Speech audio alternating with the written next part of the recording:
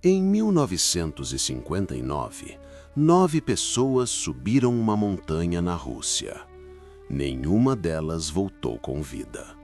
E o que encontraram semanas depois no local não faz sentido até hoje. Eles eram jovens, estudantes e recém-formados da Universidade de Ekaterimburgo, experientes em expedições ao ar livre, preparados para o frio extremo. O grupo era formado por 7 homens e 2 mulheres, liderados por Igor Dyatlov, um montanhista habilidoso que já havia feito rotas difíceis antes.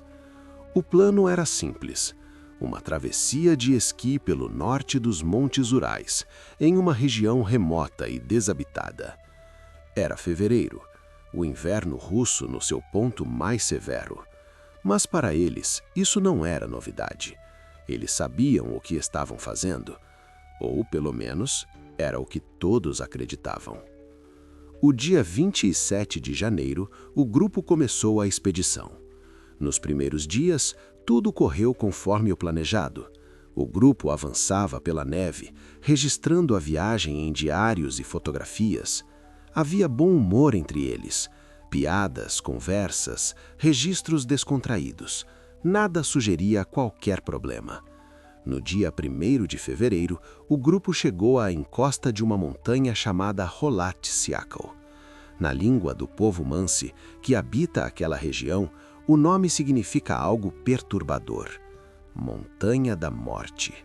Foi ali que eles montaram sua última barraca, e foi ali que tudo mudou. Quando o grupo não retornou na data prevista, ninguém se preocupou imediatamente. Atrasos em expedições assim eram comuns, mas os dias foram passando e o silêncio começou a incomodar. No dia 20 de fevereiro, equipes de busca foram enviadas e no dia 26 encontraram a barraca.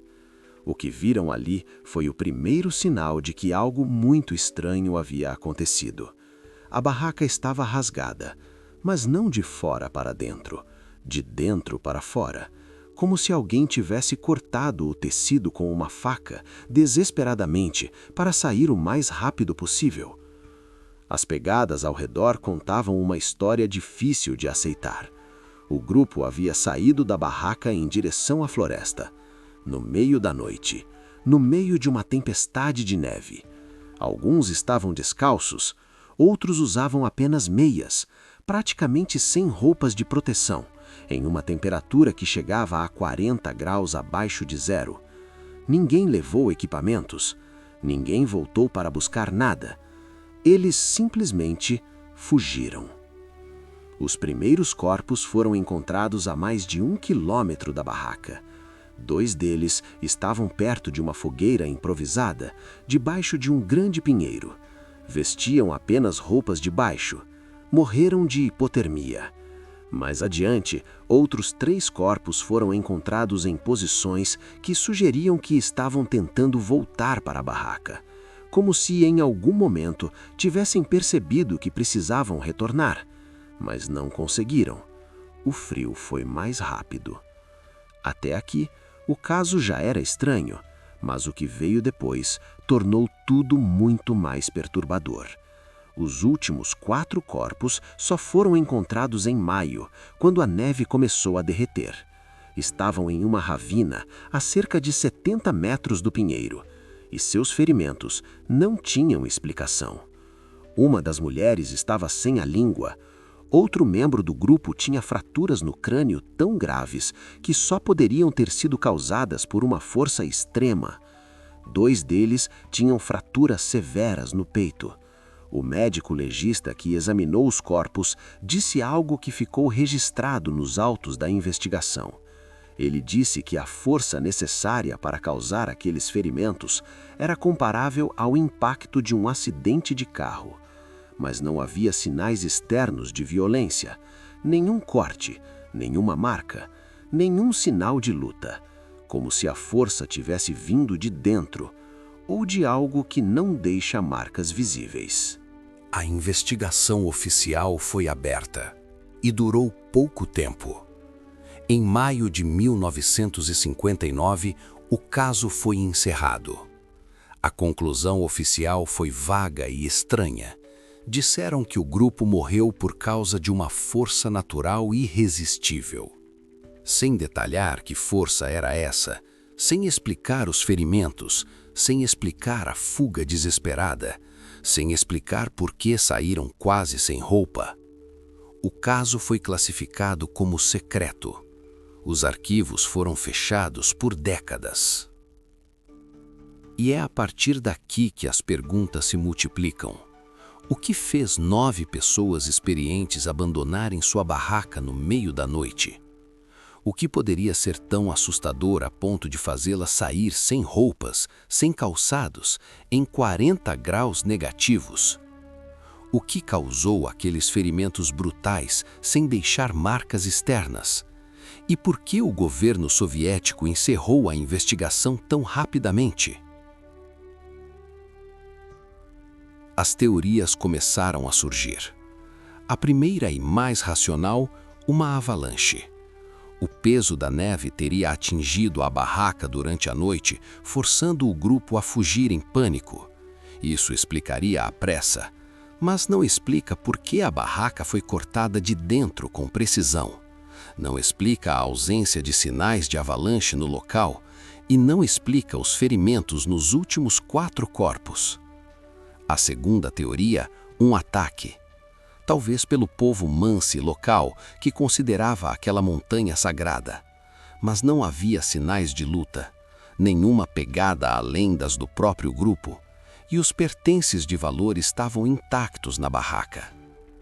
A terceira teoria, testes militares secretos. A região dos Urais foi usada durante a Guerra Fria para testes de armamentos e foguetes.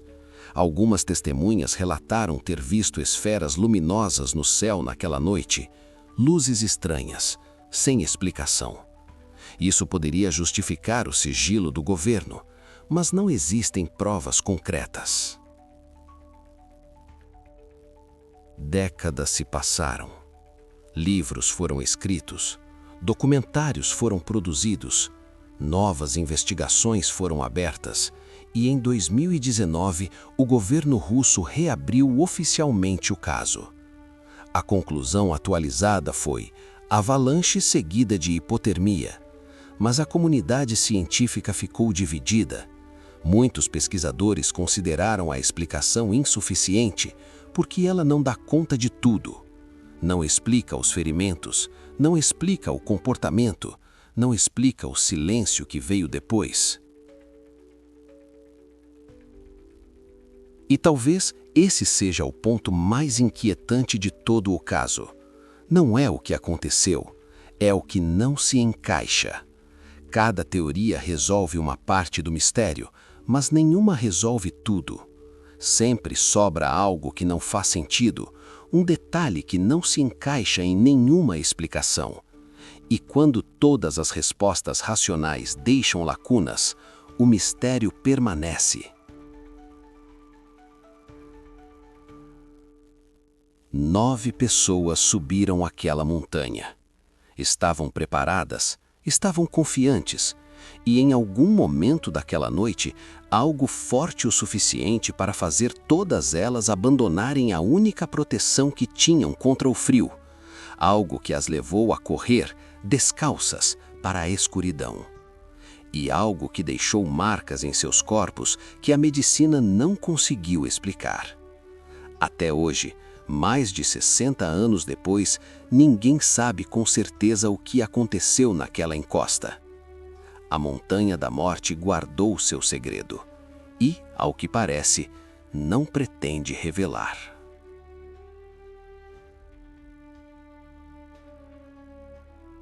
O que você acha que aconteceu naquela noite de 1959?